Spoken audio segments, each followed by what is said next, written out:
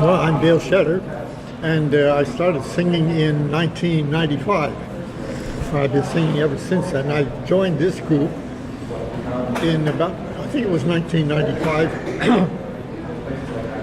and I think that was its first year. It was right about the beginning. So I've been singing with them, with this group ever since. And going to singings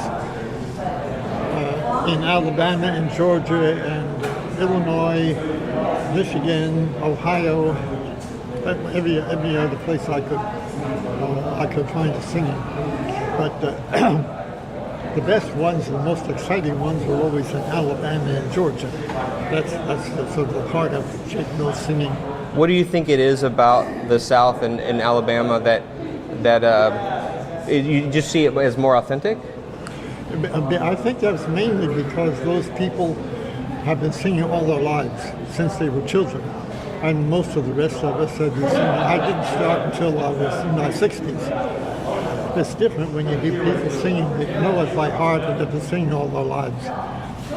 But it just sounds, sort of has a different spirit to it. What would you say is the thing that excited you the most about this style of singing? What was it that you responded to? Well, because it sounded so sincere and genuine, and people that sing it put everything they have into it. I mean, it really calls out the emotions and the energy. And it's usually sung at full volume, as you know, which means that there's just a lot of spirit in the singing. I don't know how to explain it. Also, the other reason why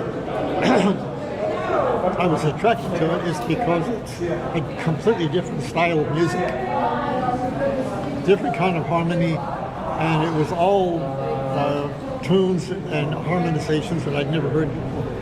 It was all completely new. And here there were these hundreds of things that I had never heard before, and I never even heard of it before, and I've been sort of exploring it ever since then.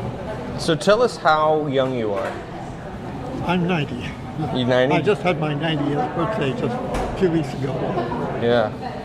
How long have you been singing this music? I've been singing Sacred Harp since 95. How old was I then?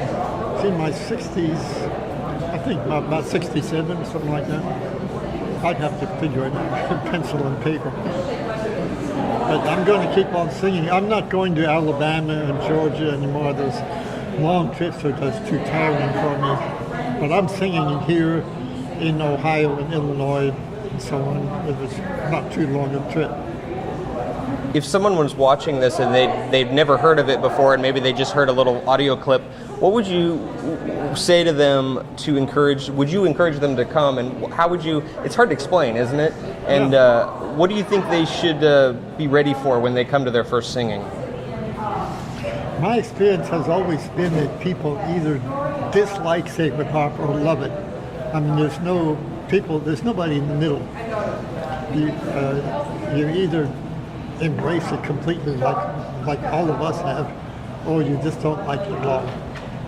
Just this lack of dynamics and so on. And people sometimes say, well, nobody listens to anybody else. Everybody just sings at full volume. Well, that's our style, but that has its own beauties and its own advantages.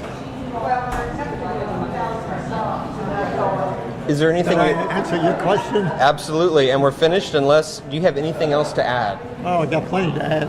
Can't stay here all Yeah, night. I know.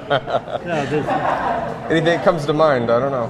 you asked me a minute ago, what people expect when they come and how you explain it to somebody else. Well, you don't really explain it. You have to have people come and just listen to it, and they like it or they don't like it. If they do, then you can explain, well, it's a kind of harmony, and we sing 4 parts, and the parts are weave in and out of each other and so on, which we know, but it isn't obvious at first sight. Then you have a long list of things you can tell people.